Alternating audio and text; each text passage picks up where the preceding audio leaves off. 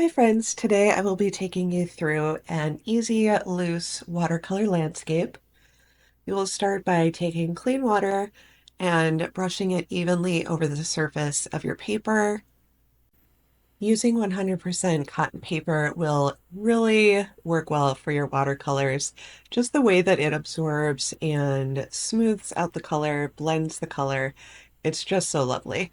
I will be sure to tag everything in the video description below if you are following along with me at home. And then I'm taking some Payne's Gray here and I'm working it from top to bottom. I want it to be more concentrated at the top. Doing that will give you a gradient wash. I'm going to let this dry and then I'm coming back in with some more clean water and I'm going to do a second layer. I'm swiping the water over the entire surface of the paper so that I don't get any hard lines, but you'll see that I'll concentrate the Payne's Gray just about on the top third of the paper. And then once I've done that, I will let it dry. And then I'm coming back in with a size 6 brush, picking up a little bit more of that gray. And on the bottom quarter of the paper, I'm drawing a horizon line. And then I'll start working that up into distant hills. So you want this gray to be deeper than what you did in the sky. It's kind of a medium toned gray, not too light, not too dark. And have it slope gently upward at each edge. And then rinse the brush and come back in with some green. I'm using sap green here. And this is wet brush on dry paper. And you'll see that I'm just scattering it kind of randomly across the paper. I'm going to use a few different colors here. Now I've cleaned up the brush and I'm picking up some yellow ochre. And I'm going to place that over on the right side. Basically, I want a variety of different tones, and then this will create a backdrop for the meadow that we are creating.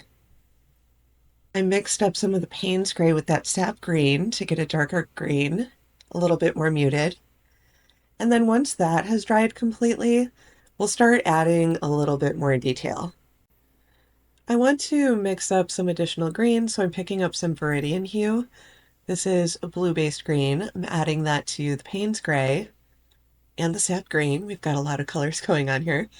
And I'm going to start adding that along the horizon line on the left side. I want to create little pockets of contrast. And I'm going to scatter them high, some are low, like this one. And I'm adjusting the sizes. So some of these portions of the darker color are smaller, and then some are quite long, like the one you see along the bottom. This starts to create visual interest in the painting and gives the illusion of a country meadow without being overly literal. You can see we aren't doing any individual blades of grass or anything like that. These are more general shapes and general colors that you would see if you looked out across a large field.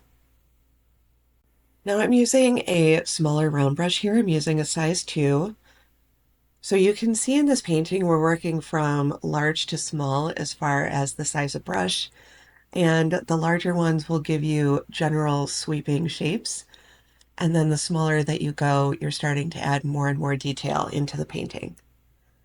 I'm darkening those hills in the background there. I wanted them to stand out a little bit more from the sky. And now I'm mixing that Payne's Gray and the yellow ochre.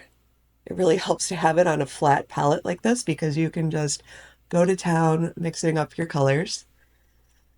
And then I'm adding that new mixture in, dotting it a little bit along that horizon line, picking up a little bit more as my brush needs more paint and more moisture on it.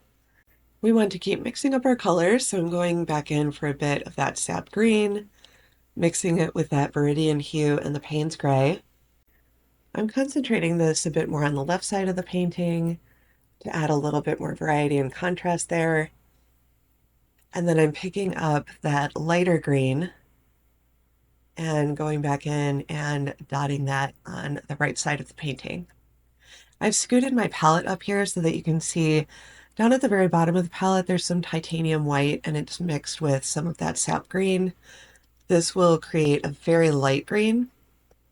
And I'm going over just a bit of that yellow